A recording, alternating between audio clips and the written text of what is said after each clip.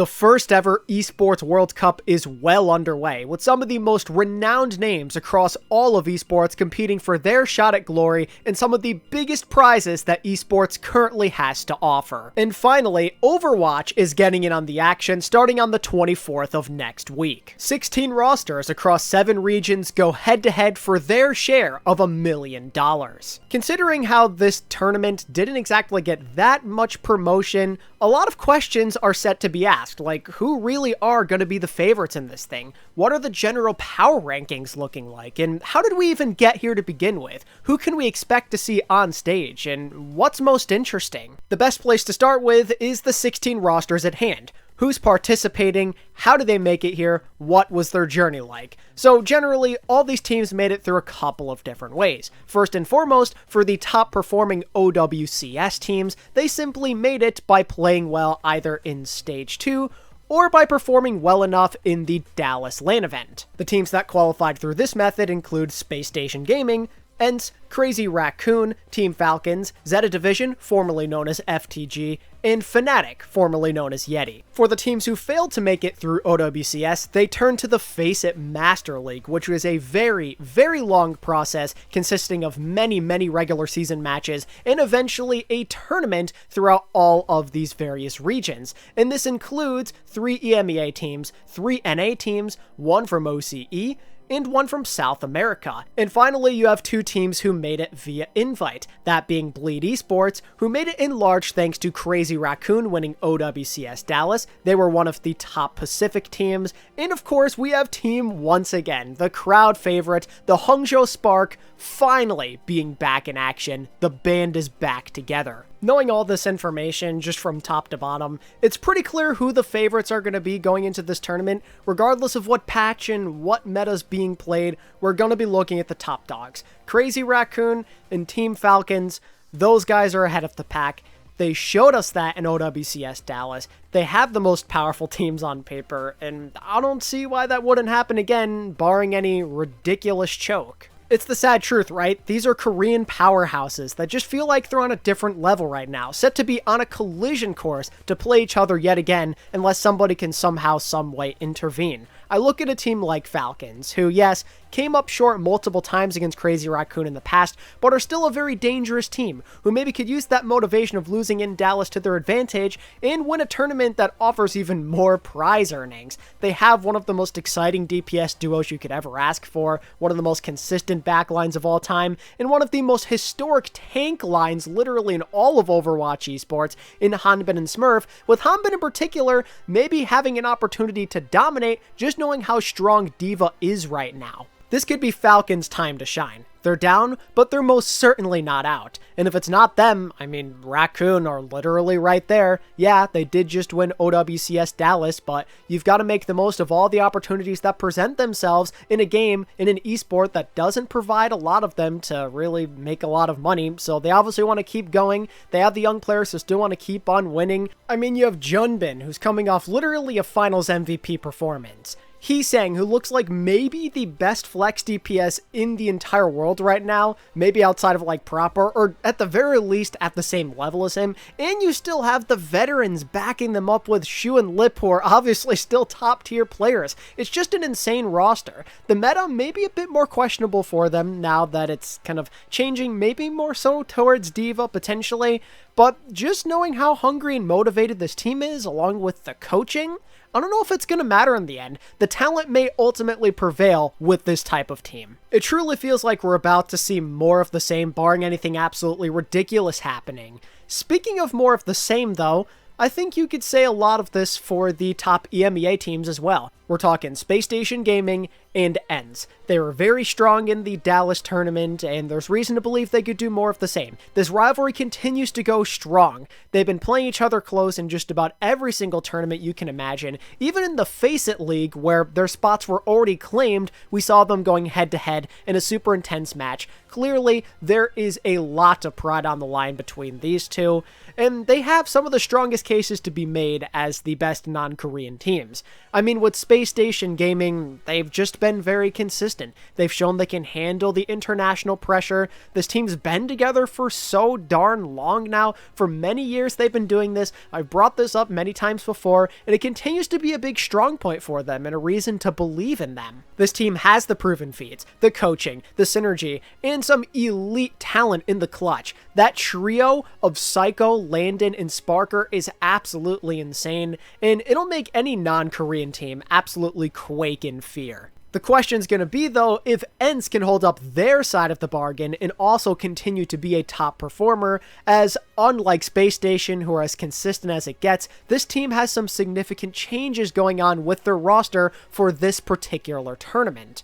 With Masa and Chase being unavailable, and with them getting rid of Ghost, they're introducing 3 new players at a relatively quick pace here. They're bootcamping in Korea, which can certainly be of great use to them, but there's a lot going on in a relatively short amount of time right now. What's great is Kevster is still there. That's the most important piece, but with a backup tank and mirror there just in case, and with a new starting backline in general with Rack Attack and Skyrippa, there is some lost ground that needs to be made up for sure, and they don't have much time. It's still a likable team, but they may not be as strong as they used to, sadly, and with some more elite Korean teams getting added into the mix, this may be their greatest challenge yet to continue to prove themselves, so ENCE definitely a team that needs to be on the lookout for. Speaking of these Korean teams getting added into the mix, how about them? Zeta Division and Fnatic. 2 teams who have been very strong so far, based off of what we've seen in the Korean tournament, who also have some changes being made that arguably make their team better than they once were. We haven't seen these 2 compete since the OWCS Asia Finals. It's been like a couple of months at this point, but generally they may be in the running to end up taking that top 3 and top 4 spot. Like, if anybody is going to have some kind of chance to take down these Korean teams or be the most competitive with them and know them the most, it's probably going to be one of these guys, because they also have some of the most talent you could possibly ask for. Zeta Division, also known as FTG, still looking the same overall. They've gotten pretty close to beating some of these top teams in the past, and now they have a new tank player in Fearless added into the mix. Arguably, in some people's eyes, the greatest main tank and Winston player of all time is now on a very loaded team. That tandem of him and Bernard could go hand in hand. It could be an absolutely nasty tank line. And we all know that Violet always seems to have his winning ways as well. So this is one of those teams that may be a dark horse in the end. With Fnatic, it'll be a bit more interesting, as generally their core has changed up significantly. Donghak, Knife, and Viper are still there, which is a great trio, but now you're adding in a lot of veterans with Checkmate, Lee Jae Gon, Izayaki, and Attack there as well to potentially pick up D.Va if she ends up being a strong point in the meta. This team's identity is set to change in a big way, and it could end up being for the better, just knowing that they added a lot more talent than what they already had to begin with. This is an exciting team with a lot to prove and not a lot to lose, and oftentimes that can make a major difference. I think it's about time we bring up Toronto Ultra, formerly known as Toronto Defiant. Weird brand change going on here for the time being, but I digress. As we all know, they ended up falling way short of their goals in the Dallas Major. They choked. Let's not beat around the bush. They did not play nearly as well as a team of this caliber should have, and now we'll have to see just how locked in and focused they can be in a new event. Technically speaking, you could say they have less pressure on them because not as many people believe in them, but in some people's eyes, this may be their last chance to truly prove themselves at an international level. And if they screw this one up, then absolutely nobody will care about them anymore, and it could really shatter their confidence. So doing well here and coming back strong is extremely important. They still have the same team, probably more motivation than ever before, so I'd like to see how they do. Maybe a meta shift could be for the best for them, someone's that flexible tank player, but at this point in time, they need to adopt a new identity and just lock in. We need to see these guys go above and beyond. They've got to reach the next level. I need to see Sugar-Free lock in, I need to see Vega lock in, I've got to see Merit be more consistent as well. Everybody's got to do their part if this team wants to avoid once again having that mid allegation be attached to their names. And as I always say, they clearly have the talent to do it. It's on them at this point. It is an execution thing. we know for a fact they can compete with some of the top teams in the world. Maybe not the likes of Crazy Raccoon or Falcons necessarily, but everybody else should be fair game in theory, and it's on them to prove it to us now. Outside of the Toronto Ultra, there may not be a lot of other teams that made it through the Face It Masters League that you're super excited for in terms of making it far in this tournament, but I'd like to believe that a lot of them could make an upset or two happen at some point within this thing, as some of them had a very interesting journey to get to this point, and they put up some really strong showcases that make you optimistic about what they can do, especially with not that many expectations on them. One team that technically should still fall under this category is Twisted Minds. Their stocks have obviously fallen massively since a lot of their departures happened with KSA and whatnot, and Calyx as well. They've never really been the same team, but it seems like they've picked it up at least slightly in the Esports World Cup qualifiers. They still weren't a top contender like they used to be, but they still made it here, and that's got to count for something. They've still got a Quartz UB Lambda DPS line. They finally reinforced their tank line with TVNT. They have a natural tank player again, which is great. And you've got 3 support options, including a new import in Bliss to go alongside Vigilante, who many people probably haven't gotten to watch on this Twisted Minds team yet. They aren't what they used to be, but they're not bad either. They're definitely not the worst team in this tournament, which is obviously a lot nicer for them and their fans compared to what we saw at the Dallas Major. Honestly though, the other top EMEA performers in the Esports World Cup qualifier may be even more exciting just because of their stories and how they suddenly were able to find success and be at least somewhat competitive with some of these top teams, including the likes of ENCE and Space Station Gaming. I'm talking about Virtus Pro and Game & Gladiators. I mean, Game & Gladiators were a map away from making the Esports World Cup qualifier EMEA finals. They lost 3-2 in a series to ENCE. They were right there. They've shown some great performances. They've picked up some sneaky victories here and there, and a lot of it is behind Exodio, who has just been a star prospect, a sensation to watch with how he keeps on hitting shot after shot. This new young player has given this team so much life. They look so much better compared to what we saw at the beginning of OWCS, and there's no telling how much better they can get. They saw a bit of a fall off towards the end of their journey, but now's a great time to get back on track just knowing the motivation you have. With Virtus Pro, on the other hand, didn't get as far in the tournament, had to settle for 5th place, but a lot of familiar names that you know can do some damage. Shockwave, Sauna, Cloud, a very solid DPS trio, all have found success at the highest level possible. Gala and Canale has become a timeless classic in EU, just a great Spanish support line. Not that many weaknesses on this team. They're not a top level roster by any stretch, but man, I would not be surprised if they give a team or two some serious scares in this thing. Outside of that, the only other team that's somewhat interesting from the Face It teams would be M80. Again, they have Tree, which is really interesting. Just seeing this guy go out there and be at a big LAN event is going to be entertaining. I'm sure he's going to be hella nervous, but he's honestly one of the only big prospects left from North America at this point, so I think I can speak for a lot of people when I say that I hope the guy does well. Generally though, the expectations and the bar, not too high for this team, but they do at least have some kind of chance in their group, which we'll talk about in just a little bit. Aside from that though, the other teams from this Face It tournament, yeah, not really much to talk about there. You're not expecting much from the OCE qualifier or the South American team. Obviously the open invite for the Pacific team, Bleed Esports, not much hope there as well, but there are some cool names at the very least, I guess. I mean, Nightmare Rotate, Seeker finally gets to play in a big tournament, which is great. That dude deserves it after being on some terrible teams throughout the years. Infected's on loan on that team as well, so that's cool. Rock Esports has some Brazilian representation, and by some I mean basically all of their team. I mean, Punk and Top Dragon and Color Hex and Opener are going to be there too, but outside of that, not much to look out for. Then there's the wild card of this entire thing, right? Team once again, the Hangzhou Spark from 2023 / Team China, they're back at it yet again.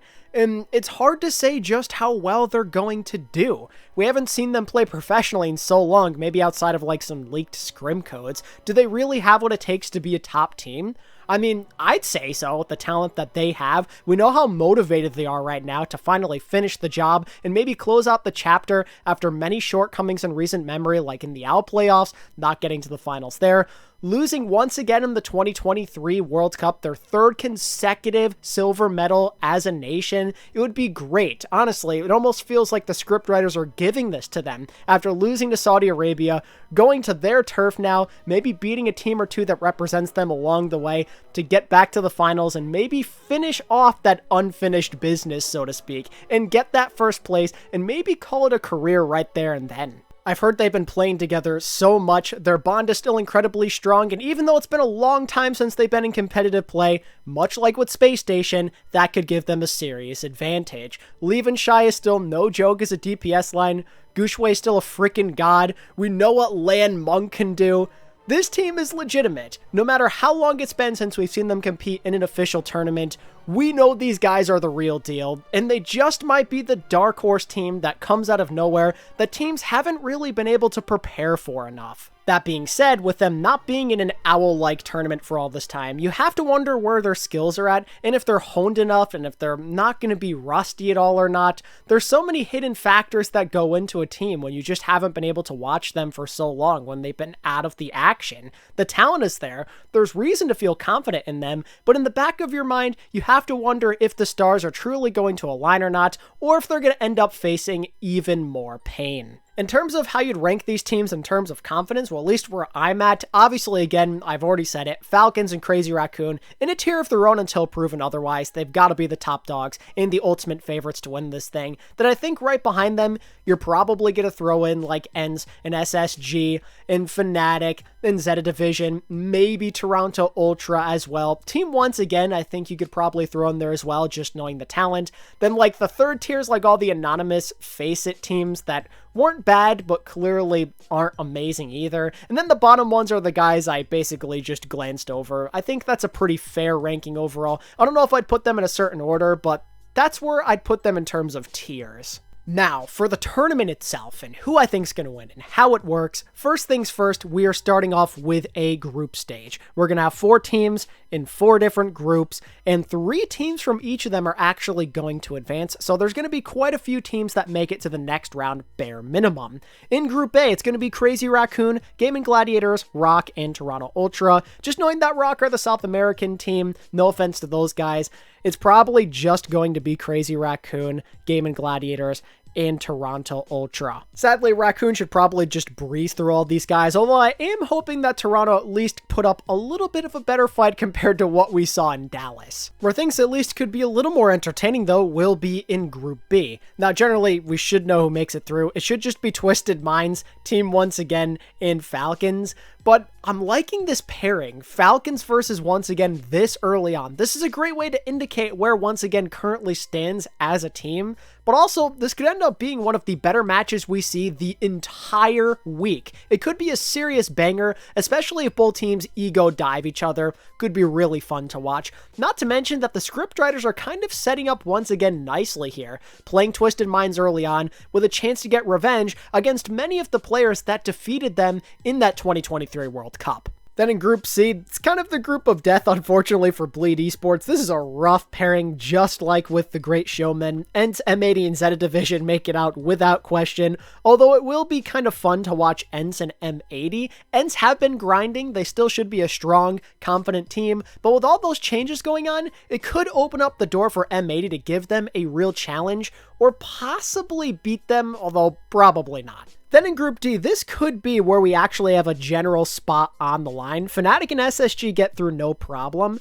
but you never know with Virtus Pro versus Nightmare rotate. I mentioned before that Nightmare isn't that scary of a team, but they did make some major upsets happen in order to make it to this event in general, and while Virtus Pro are solid and I have more belief in them, there is room for them to get upset. They're absolutely not invincible, and maybe the Seeker magic can go into effect one more time. Now for my tournament prediction itself. Who do I think is taking this home? I'm not going to give you a big graphic, but I'll kind of go over who I think is going to be at the top placements. So in first place, drum roll please, I'm going with Team Falcons. maybe a slight surprise to some of you, knowing that I've loved Crazy Raccoon and how they've played recently, but I feel like this is a great chance for Falcons to bounce back. It's obvious that Raccoon kind of lives rent-free in their head at this point, and it may be tough to overcome that, but I think now is the ideal opportunity, with Dive maybe coming back into form, with Diva potentially being on the horizon. That could lead to a lot of great moments for Hanbin to truly dominate this tournament, and I just don't see them going down again. Maybe losing in OWCS Dallas could be the catalyst for them to play at that top level. I don't want to believe that they're going to be completely and utterly boomed. This feels like the right time for them to make a comeback and remind people why they are one of the best teams in the world. Plus, I mean, is Proper really going to become the modern-day Carpe? I know he won in Contenders, but I mean, like, generally in these majors, is he just going to get second over and over again? I refuse to believe that this guy is going to remain in second for that much longer. So I'm going to go on a whim and say Falcons win this thing, although I wouldn't be surprised if my second place team, Crazy Raccoon, takes it instead, because they too are extremely goated. If it's not Raccoon or Falcons, I'd be very surprised. I mean, Crazy Raccoon have all the pieces that you just have to love. So many guys at the top of their game right now, so they're either going to be runner-ups or first place for sure, I feel like. Then for the third and fourth place spots, I'm actually going to go out and say that we see some kind of anime redemption protagonist arc type of deal, where once again somehow comes back to life after all this time and just scraps and claws their way to third place in a similar fashion to maybe what we saw in OWL 2023. Do I have any evidence or overarching confidence that this is going to be the case? No, not really. It's kind of just a whim. It kind of just feels like a very Team China / Hangzhou Spark thing to do. Not to mention, again, maybe the meta could end up being in a great place for them at like the right moment. Right when this tournament's about to happen, we seem to be transitioning away from Mauga potentially, which is just absolutely perfect for them. So why not have them go out in a blaze of glory and make them reintroduce themselves to the rest of the world? And in fourth, I think I have to go with Zeta Division. I mean, this team, when they were FTG, they were clearly the third best team in all of OWCS. They should have made it to Dallas, but, you know, only 2 Korean teams were allowed to represent Asia, which is an absolute scam. So they had to sit at home and watch, when clearly they probably would have beaten all of those NA and EMEA teams without too much of an issue. These guys are super awesome. I mean, Fearless is back as well. It's very fitting. Another anime protagonist arc incoming. Violet always seems to be a winner. Usually places very high in tournaments. He has that tendency. Not to mention that Alpha Yi and Flora are a very underrated DPS duo, and they haven't had that many opportunities to play in situations like this, so I think they'll make the most of it, and they'll find a way to get into that top 4 slot. And just to give you a couple of more real quick, for 5th place, I'm going with SSG. I feel out of all of the teams that I haven't named already, that they are the most complete, the most well-rounded, plus that synergy factor as well. They usually do well in these tournaments. I've said it a billion times, and I think it should continue to hold true here, barring any absolutely horrid metas for them. And you know what? In 6th place, how about we throw them a bone and go Toronto Ultra? I think they're going to be pretty locked in for this tournament. I believe that Dallas tournament was a bit of a wake-up call. They seem like they're a lot more locked in and serious now, and I believe that the results will pay out very favorably for them. In the end, there's just going to be more talented teams that they run into, and that will be their undoing. But in general, I think against the teams that you expect them to beat, they will this time. Just with all of these former champions and with a couple of young players that still have a bit to prove, I feel like they're not going to let this opportunity go to waste. It's only a matter of time before we see Merit come alive and regain that championship form, and someone just absolutely tank gapping everyone. This feels like the right time, so I'll slide him into 6th, and we'll call it there. And that rounds up my thoughts on the upcoming Esports World Cup tournament, my expectations, what excites me. Let me know what you think down in the comments below and what you're looking forward to watching the most. I think I should be co-streaming all of the action. I mean, there's a possibility I won't, but I think I should be there. So tune into my channel each day if you want to watch the games alongside me and my community. Give the video a like if you enjoyed. Subscribe to the channel if you want more Overwatch Esports content just like this. And I'll catch you in the next video.